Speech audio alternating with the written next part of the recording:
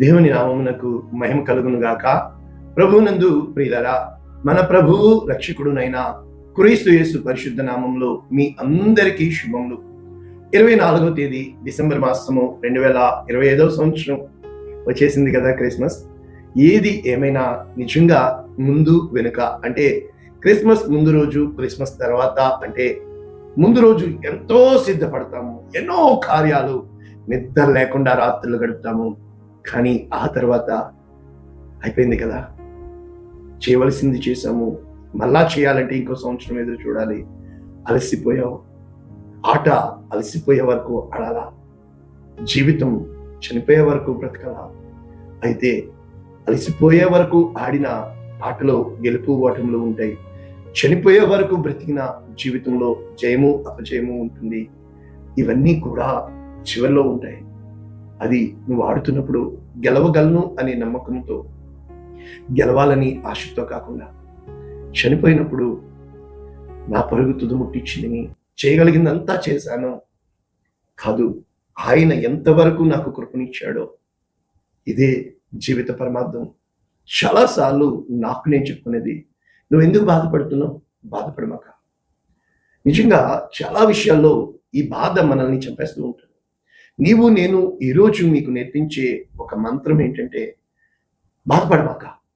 నువ్వు బాధపడడం వల్ల చాలా కష్టాలు అనిపిస్తూ ఉంటుంది, కానీ ఎప్పుడైతే బాధపడకు, ప్రయత్నం చేయి, ఏదో ఒకటి, అప్పుడు నీకు ధైర్యం వస్తుంది, సమాధానం దొరుకుతుంది. అటువంటి వాక్యము ఈరోజు మనం నేర్చుకుంటున్నాం. చాలాసార్లు జీవితంలో అర్థం చేసుకోవడానికి, ప్రయత్నం చేయడానికి ఇష్టపడము, కానీ జీవితం అంతా కూడా అపార్థంతోనే వెళ్ళిపోయింది కదా. ఒక్కసారి ఈరోజు ఒకవేళ చేయి దాటిపోతుందేమో అని అర్థం చేసుకోవడానికి ప్రయత్నం చేస్తే, సమాధానం మనకి దూరం కాదు, సమాధానం మనతోనే ఉంటుంది. అంటే అన్నిటికంటే గొప్పది నేను నేర్చుకున్నది, నీ సమాధానాన్ని నువ్వు కాపాడుకోవడం. అంటే నీ సమాధానాన్ని నీకు దూరం చేస్తే గందరగోళంలో ప్రవేశిస్తావు, తొందరపాటులో ప్రవేశిస్తావు, కోపోద్రేకానికి ప్రవేశిస్తావు, దానివల్ల నాశనమే. నిజంగా ఇవి చాలా మంది చెప్తూ ఉంటారు, నేను చెప్పాను, చదివాను, కానీ ఈరోజు అనుభవంతో అభ్యాసం చేయడానికి దేవుడు నాకు అవకాశం ఇచ్చాడు. అంటే ద విన్నింగ్ యాటిట్యూడ్ అనేది ఎప్పుడూ కూడా స్లో అండ్ స్టడీ. కానీ చాలాసార్లు ఆలస్యం అమృతం విషయం అంటారు, అవును. కానీ సమయోచిత జ్ఞానము అంటారు. కొన్ని సందర్భాల్లో సమయోచితంగా మనము ఆ యొక్క కార్యాన్ని చేయబద్దులమై ఉంటున్నాం. అటువంటి సమయము ఈ సమయం. ఇప్పుడు పండుగ, నువ్వు ఖచ్చితంగా నిలబడవలసిన సమయం. కాబట్టి చాలా మంది నిలబడతారు, కానీ ఈ సంవత్సరం నాకు దేవుడు వాగ్దానం చేశాడు, నువ్వు నిలబడు, వేచి ఉండు, వేచి చూడు, వేడుకగా నేను చేయబోతున్నాను అని.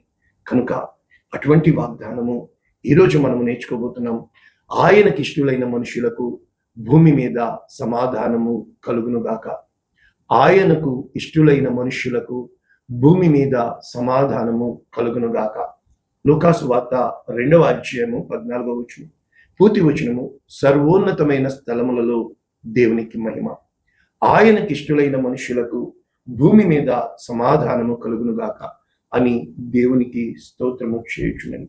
ఈ వాక్యము ఒకసారి ఇంగ్లీష్లో మనం చూసినప్పుడు, కాంటెంపరీ ఇంగ్లీష్ వెర్షన్ నేను చదువుతున్నాను. Luke chapter 2 verses 14. Praise God in heaven, దేవునికి పరలోక రాజ్యములో మహిమ కలుగునుగాక. Peace on earth to everyone who pleases God. ఈ యొక్క భూమి మీద ఎవరైతే దేవుని చిత్తాన్ని వెతుకుతూ దేవునికి ఇష్టలుగా ఉండడానికి ప్రయత్నం చేస్తారో వారికి సమాధానము కలుగునుగాక. కనుక ఏ రోజునైతే దేవుని మార్గంలో నడవడమే సమాధానకరమైన మార్గం, దేవుని యొక్క ఆ యొక్క మర్మము తెలియడమే సమాధాన వార్త, అదే శుభవార్త. ఈ లోకానికి రక్షకుడిగా యేసుక్రీస్తు జన్మించాడు. కనుక ఈరోజు ఈ లేఖనాలు ఏమని చెప్తుంది? యెషయా 9:6 మనకి, ఏలయనగా మనకు శిశువు పుట్టెను, మనకు కుమారుడు అనుగ్రహింపబడెను, ఆయన భుజముల మీద రాజ్యభారమును, ఆశ్చర్యకరుడు, ఆలోచనకర్త, బలవంతుడైన దేవుడు, నిత్యుడగు తండ్రి, సమాధానకర్తయగు అధిపతి అని అతనికి పేరు పెట్టబడు. ఇది వాక్యం. అంటే సమాధానానికి అధిపతి, ప్రిన్స్ ఆఫ్ పీస్. ఇప్పుడు ప్రిన్స్ ఆఫ్ పీస్, మరి కింగ్ ఎవరు? దేవుడు. ఈయన ప్రిన్స్ ఆఫ్ పీస్, యువరాజు, సమాధానకారకుడు. యేసు క్రీస్తు ప్రభుల వారు ఈ సమాధానము ఇవ్వడానికి ఎందుకు వచ్చారు? మత్తయి సువార్త 5:9 మనందరికీ తెలుసు. సమాధానం పరచువారు ధన్యులు, వారు దేవుని కుమారులు. కనుక యేసు క్రీస్తు ప్రభు దేవుని కుమారుడు. ఎందుకు? ఆయన సమాధాన పరచడానికి వచ్చాడు. ఎవరికి సమాధానం పరచడానికి వచ్చాడు మనందరికీ తెలుసు. ఆది కాండంలో ఎప్పుడైతే 3వ అధ్యాయంలో ఈ యొక్క దుష్టుడు సాతాను ఆ యొక్క సర్పమును వాడుకున్నాడో, కుయుక్తితో అవమని ఆకర్షించి ఆదాముని దేవుని నుంచి దూరం చేశాడో, నాట నుంచి నేటి వరకు దేవునికి దూరమై ఉన్న మనకి, ఆయనకు సమీపముగా రాలేని మనకి మధ్యవర్తిగా యేసుక్రీస్తు వచ్చాడు. అందుకని ఆది కాండము 3:14 మనం చూసినప్పుడు, సర్పముతో నీవు దేని చేసినందున శపింపబడిన దానవై మన్ను తింటావు, కడుపుతో పాకుతావు. అయితే స్త్రీకి నీ సంతానముకు వైరము కలుగ చేసింది. కనుక నాట నుంచి నేటి వరకు 2 సంతానాలు, ఒకటి స్త్రీ సంతానము, 2 సర్ప సంతానము. ఇప్పుడు స్త్రీ సంతానము యేసుక్రీస్తు వచ్చాడు. సర్ప సంతానము ఎవరు? బైబిల్ ఏమని చెప్తుంది మనకు తెలుసు కదా. బాప్తిస్మం ఇచ్చి యోహాను తన యొద్దకు బాప్తిస్మం పొందుటకు వచ్చుచున్న పరిచయులను శాస్త్రులను చూచి, సర్ప సంతానమా మీకు ఎవరు చేర్పించారు? కనుక దేవుడు యేసుక్రీస్తు ప్రభు మత్తయి సువార్త 23వ అధ్యాయంలో చూసినప్పుడు, అయ్యో మీకు శ్రమ, మీరు ప్రవేశించు వారిని ప్రవేశింపనీయరు. కనుక స్త్రీ సంతానం అంటే సమాధానం వెతికి తగ్గించుకుని, చూడండి, తగ్గించుకున్న వాడు హెచ్చింపబడతాడు. చాలా విషయాల్లో సంబంధాలు తెగిపోవడానికి కారణం ఏంటో తెలుసా? తగ్గింపు లేకపోవడం. చాలా విషయాల్లో దేవునికి దూరం అయిపోవడం ఏంటో తెలుసా? మనల్ని మనం హెచ్చించుకోవడం. ఎప్పుడైతే నీవు నేను దేవునికి ఇష్టడై అంటాడు అంటు ద ఫ్లోర్ లెవెల్, నేల మట్టుకు సాగిల పడిన వాడే. అబ్రహాము దేవుని సన్నిధిని సాష్టాంగ పడిన వాడే. నోవాహు దేవుని సన్నిధిని సాష్టాంగ పడినవాడు. శిరస్సు వంచి పాదాభివందనము చేయునట్టుగా, అంటే దేవుని ఎదుట సాగిల పడే అభిషేకము ఏ రోజున అయితే నీవు నేను పొందుకుంటామో. చాలా మంది నాకు చెప్తూ ఉంటారు, ఈ లోకమంతా అటు చెప్తుంది, మీరు ఇటు చెప్తారు. అవును, ఈ లోకమంతా అటువైపు, అది చీకటి. నేను చెప్పాను కదా, ఇటువైపు వెలుగు పూర్తిగా వ్యతిరేకం. నా తలంపుల వంటివి మీ తలంపులు కాదు. కనుక సర్ప సంతానానికి కొన్ని రెవల్యూషన్స్ దేవుడు నాకు ఇస్తుంది. మొట్టమొదట నీవు పొట్టతో పాకుతావు, అంటే కడుపుతో పాకుతావు, మన్ను తింటావు, నీవు శపించబడతావు. మీకు తెలుసా, యేసు క్రీస్తు ప్రభుల వారు పశువుల పాకలో పుట్టారు. అవి గడ్డి తిని పాలు ఇస్తాయి. ఆయన్ని పశువుల తొట్టిలోనే వేశారు. అయితే నీవు పాలు తాగినా కూడా అది సర్పము విషమే చిమ్ముతుంది. రెండవది, దాని నడక వంకర టింకరగా ఉంటుంది. సీదా నై రహతా హై భాయ్, సీదాగా ఉండదు. ఎప్పుడు ఎటువైపు వెళ్తుందో కూడా మనకు తెలీదు. కానీ బుస కొట్టడానికి వస్తే మాత్రము అది తన తోక మీద సైతం నిలబడి కొట్టేయగలదు. అంటే అర్థం ఏంటంటే, తలా తోక లేని ఈ జనాంగము ఏ రోజునైతే అటువంటి వక్ర మార్గంలో నడుస్తూ, అంత మాత్రమే కాదు, ఎప్పుడు విషము చిమ్ముతుందో మనకి తెలియదు. ఇంకా చెప్పాలి అంటే, అది తన గూటి కంటే కూడా, ఆ గూట్లో పక్షులు గుడ్లు పెట్టుకుంటే అవి ఆ పిల్లల్ని తినేయడము, గుడ్లు తినేయడం. అంత మాత్రమే కాదు, ఇంకా చెప్పాలంటే పాముల పుట్టని సైతము ఆ యొక్క చీమల పుట్టని తన పుట్టగా చేసుకొని, కనుక ఏ రోజునైతే అది ఎప్పుడు పుట్టలోనే ఉంటుంది, పుట్ట మీదే పాకుతుంది తన జీవితం అంతా కూడా. ఆలోచించండి, ఈ రోజున వాక్యం వింటున్న నీవు నీతిమంతులైతే అలాగూ ఉండక. కనుక ఈ రోజున నీతిమంతుల విషయంలో నేను ఒక్క వాక్యం చెప్పాలని ఆశపడుతున్నాను.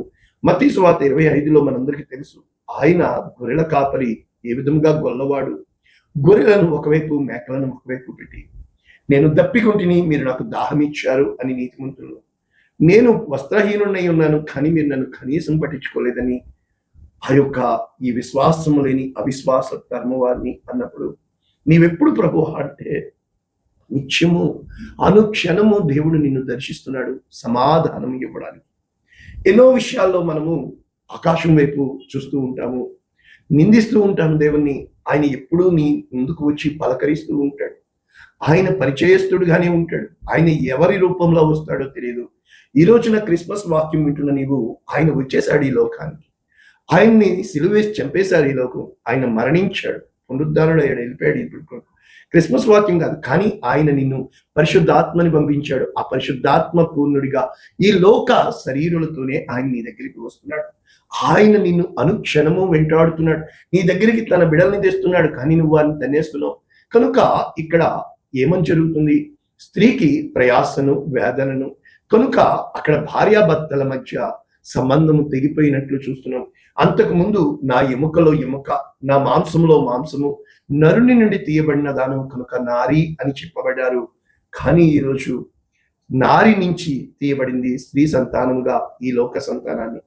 కనుక ఎప్పుడైతే నేల శపించబడి ఉన్నదో, అంటే నేలకి ఆదాముకి, ఆదాము ఏ నేల నుంచి తీయబడ్డాడో, ఆదామా అంటే మట్టి, ఈ ఇద్దరికి వైరం వచ్చేసింది. కనుక ఇక భూమి గచ్చ పొదలు, ముళ్ళ పొదలు, ఆ ముళ్ళ పొదలే ఆయన తలన కిరీటం. కనుక నీకు ఫలమునివ్వదు, వైరం వచ్చింది. కనుక శాపము వెంటాడినప్పుడు, ఎప్పుడైతే సమాధానం లేకపోయిందో, నీవు నేలకు తిరిగి చేరు వరకు నీ ముఖపు చెమట కాచి ఆహారం తిందు. నీవు మన్ను నుంచి తేవడం మన్ను. కనుక ఆ సమాధానం ఎప్పుడైతే నీవు మన్నుతో కలుస్తావో, ఇక్కడ కామన్ పాయింట్ గమనించండి. ఏ మట్టి నుంచి ఆదాము చేయబడ్డాడో నువ్వు మన్నైపోతావు. కానీ ఆ మట్టిని నాశనం చేసిన ఆ సర్పము తన బ్రతికిన దినములన్నీ కూడా మన్నే తింటుంది. అది మట్టే తింటుంది. అరే, అన్ను తింటున్నావా, మట్టి తింటున్నావా?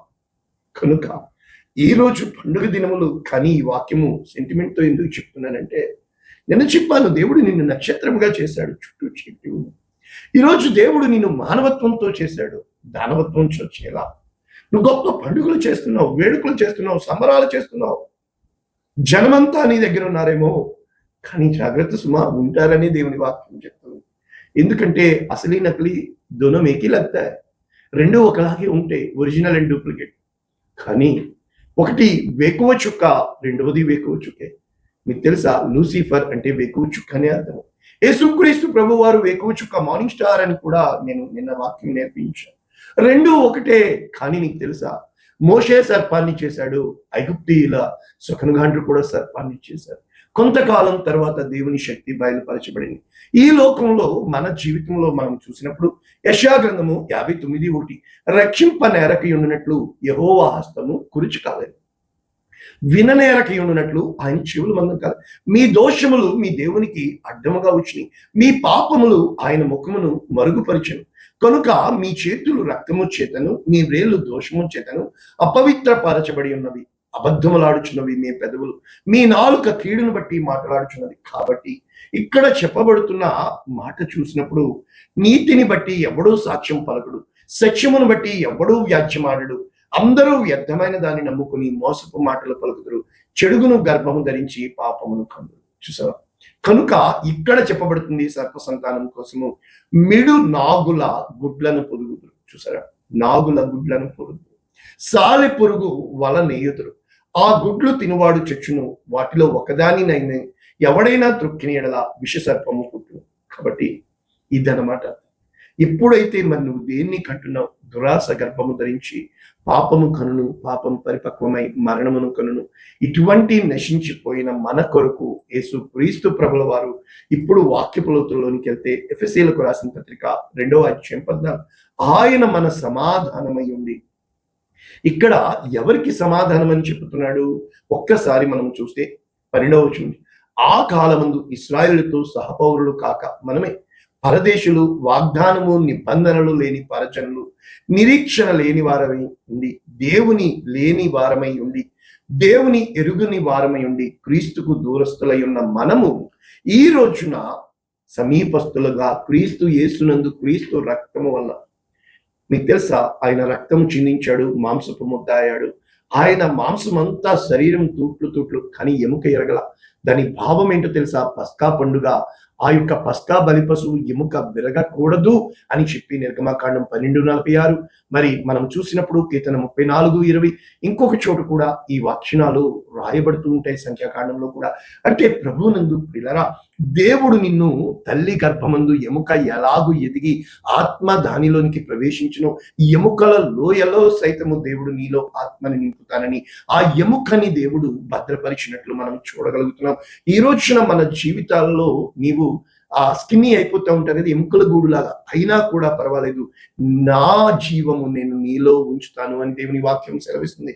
కనుక యేసు క్రీస్తు ప్రభుల వారు ఈ ద్వేషరూపకమైన, చాలా మంది ఆ దశంభాగం గురించే పట్టుకుంటారు, కానీ ఆ యజ్ఞయాగాదులుగా యేసు క్రీస్తు ప్రభుల వారు మారారని, ఆయన ఎంత వేదన పొంది చెమట రక్త బిందు, ఆ రక్తము కొత్త నిబంధన అని, పాత నిబంధన యజ్ఞ పశువుల బలిరక్తమని, కనుక విధి రూపకమైన ఆజ్ఞలు గల ధర్మశాస్త్రము తన శరీరమందు కొట్టివేయుట చేత మధ్య గోడను పడగొట్టి ఉభయులను ఏకం చేసి. ఇక్కడ నేను అనుకున్న ధర్మశాస్త్రం అలా అయితే మరి దానియేలు గ్రంథం, అలాగైతే మరి ఇప్పుడు నక్షత్రాలు ఇవన్నీ మనము రెవల్యూషన్ చూస్తున్నామే, ధర్మశాస్త్రమే కదా ఈరోజు కోర్టులో వాడబడుతుంది. అంటే it doesn't mean what you understand but what God is saying. నీవు అర్థం చేసుకున్నది కాదు దేవుడు నీకు ఏమి చెప్పాలనుకుంటున్నాడు, నీవు ఇంకా ఎలాగ అర్థం చేసుకోగలవు. కనుక క్రీస్తు యేసు ప్రభు ధర్మశాస్త్రమునకు మధ్యవర్తిగా, ఇక్కడ పాపం చేసిన స్త్రీని తీసుకొని వచ్చి రాళ్ళు పెట్టి కొట్టి చంపేయమంటుంటే ధర్మశాస్త్రమునకు వారసుడిగా వచ్చిన ఆయన చెప్తున్నాడు, మీలో పాపము చేయని వాడు మొట్టమొదట రాయి వేయండి. కనుక ఆయన సమాధానముగా సంధి చేయొచ్చు, ఇద్దరిని తన శిలువ రక్తము వలన అంటే ద్వేషమును సంహరించి ఒకే శరీరముగా చేసి దేవునితో సమాధానపరచవలనని సమాధానమునకు కారకుడై ఉన్నాడు. కనుక ఈ సమాధాన సువార్తను ప్రకటించి ఉన్నాడు. ఇక ముగించుకుంటే కొలస్సీలకు రాసిన పత్రిక 1:19 ఆయన యందు సర్వ సంపూర్ణత నివసించవలనని. చూసారా, దేవుని యొక్క వెలుగు తేజోమయుడు అయిన ఆయన శిలువ రక్తము చేత సంధి చేసి ఆయన ద్వారా అనగా ప్రాణమునకు మూలము రక్తం, భూలోకమందైనవి పరలోకమందునవి వాటన్నింటినీ సమాధానపరుచుకున్న వల్లని తండ్రికి ఇష్టమైన. కనుక మనము ఏ రోజున అయితే క్రీస్తు యేసు అనే నరుడు సమాధాన కారకుడుగా మన కోసం వచ్చాడని, ఆయన తన సమాధానాన్ని మనకిచ్చాడని, మధ్యవర్తిగా క్రిస్మస్ అంటే యేసుక్రీస్తు ప్రభుల వారు వచ్చారు. తండ్రిని విడిచిపెట్టకూడని భాగ్యమని ఎంచుకోలేదు, కానీ ఆకారమందు మనుష్యునిగా కనబడి శిలువ మరణము పొందినంతగా విధేయత చూపించి తన్ను తాను తగ్గించుకుని రిక్తునిగా చేసుకుని మన కోసం బలియాగమైపోయాడు. ఏ రోజునైతే నీవు ఈ వాక్యము అంగీకారంగా నీకు అనిపిస్తుందో, ఈరోజే దేవునికి నీ హృదయాన్ని సమర్పించుకో. ఛానల్ సబ్స్క్రైబ్ చేయండి, లైక్ చేయండి, అనేక మందికి పంపించండి. Happy Christmas, merry Christmas.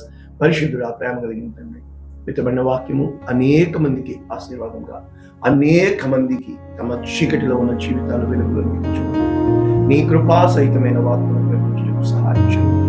యేసు నామమున దీవించి ఆశీర్వదించి నీ సమాధానమును కాపాడుతున్నాము తండ్రి. Amen. God bless you all.